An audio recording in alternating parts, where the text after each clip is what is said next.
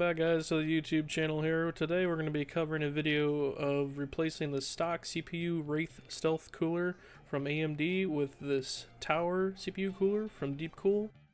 We're going to go over the specifications of the CPU Tower cooler, as well as some of the, I will say, challenges that came along the way with installing the CPU cooler. I'm going to show a bunch of photos that I had taken during the install process showing just what it takes to install this and kind of the tips and tricks, if you will, if you plan to buy this for your own personal build or maybe a build that you're flipping.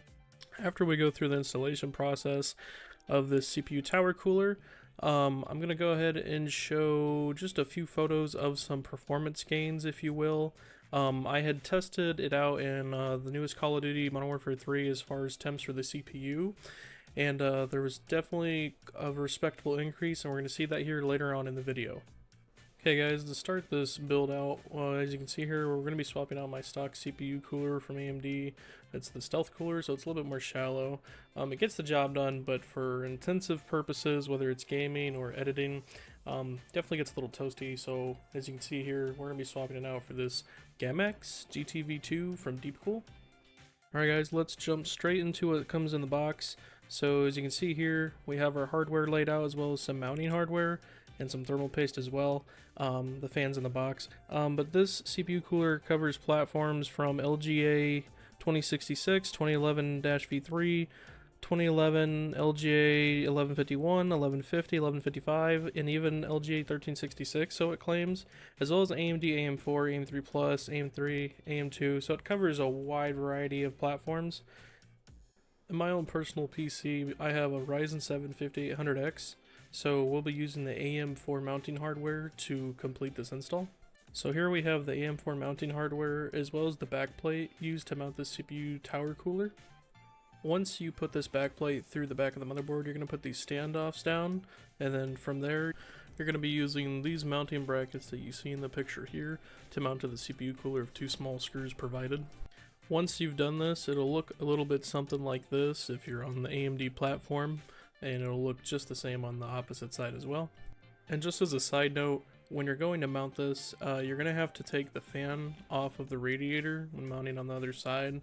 Once you have this all screwed and tightened down, you can put the fan back on. The next part can be pretty tricky depending on how you have your case set up. I have some fans at the top of my case, actually just one, and I also have pretty big hands, so this part was very hard for me. It may be easier for you, but you have to plug in the PWM connector for the fan. This photo doesn't do it justice. It was kind of hard to get a good shot, but you gotta try your best to squeeze your fingers in there and plug that bad boy in. Next up, if you have a RGB header on your motherboard, and by RGB header I'm referring to the 4-pin RGB header, not to be confused with a 5-volt 3-pin ARGB header, you're going to go ahead and take this plug right here and you're going to plug this into your 12-volt RGB header. And again guys, this can be really tricky just depending on your abilities to work with PCs, your experience, and also again, if you're a guy like me with big bear paws, as I like to say, this can be really tricky. But once you've done all these steps, you're pretty much good to go. You can now put everything back together, your cables, your side panel, whatever. Now we can boot up the PC and check the temperatures. So now switching over to Call of Duty Modern Warfare 3, as this game is pretty CPU intensive at times as well as GPU intensive. You can see the max temp that I got in this picture was 81 degrees Celsius, although I will say off camera, I saw it get as high as 83. Which is definitely up there in temperature. It's not necessarily dangerous, I would say, but it definitely is pretty hot, and it's definitely something, if you can, you want to mitigate. Now after installing the CPU Tower cooler, as you can see here, we got a temperature of 58 degrees Celsius, and again off camera I saw this get as high as about 61, but all in all a 22 degrees Celsius decrease is rather pretty impressive for being just a 4-pipe 1-fan tower cooler. So guys, before we wrap this video up, we're going to cover the specifications just real quickly here. So as you can see in this photo, with the socket compatibility, this is pretty universal when it comes to sockets, whether it's Intel or AMD. With the product specifications, as you can see in the photo here, this is your pretty, I would say it's normal or ordinary CPU cooler. There's nothing crazy about it as far as dimensions. I would say it's pretty slim for the most part. It should fit most applications. And on the right side there, if you're worried about how much power it draws, it gives you a 1.68 watt rating for the fan and a 1.56 watt rating for the LED power consumption, for a combined total of about 3.2 watts, in case you're concerned there. Also an amp draw for the fan. And moving on down below, we have a couple specifications as far as TDP and how much the CPU cooler can handle, as well as fan RPM and the sound, or the decibel level, if you will. And it also covers if it's an RGB, ARGB, or a certain color. And speaking of colors, as you can see in the front of the box here, this CPU cooler is compatible with multiple manufacturers, that being ASUS, Aorus Sync, Razer's Chroma RGB, Gigabyte's RGB Fusion, MSI's Mystic Light Sync, as well as ASRock's Polychrome Sync. It'll work with all those softwares, according to the box. Of course, I can't attest for that. I have an Asus board, so it does work with the Asus software. As you'll see in this next clip, it works beautifully. I haven't had any problems. So guys, to wrap this video up, I'm going to end with a conclusion here. I'm going to say that this CPU cooler for the money is definitely not bad whatsoever.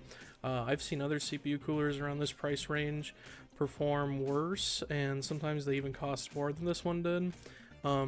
Especially coming from a brand like Deepcool, I kind of expected this cooler to do well. But yeah guys, there's not really too many bad things I can say about this cooler. If I had to think of one, I would say the install process is rather tricky, and it might not hurt to maybe reevaluate the mounting hardware and maybe the backplate they use to install the CPU cooler. But again guys, this CPU cooler is awesome. Love the RGB. I like that it works with software on my motherboard, and I love the performance gain especially. To watch those CPU temps go down from 83 to 61 is definitely a respectable increase, and I definitely think this is worth the money. At the time of filming, I believe I purchased this for $33, and that was with Prime shipping, shipped to my door. So yeah guys, I think this is a great value for the money. Great CPU cooler, and I hope it lasts for quite a while, because yeah, this thing's not bad for the price. Hey guys, thanks for watching my video. I really hope you enjoyed this content. And please, if you found this video helpful, or you enjoyed this video, please consider giving me a thumbs up, and even leaving a comment down below and let me know what you liked or what you want to see in a future video. And as always, if this helped you out, please don't be afraid to share it with your friends. And also, if you can, hit that subscribe button and hit the bell notification, and I'll see you guys later.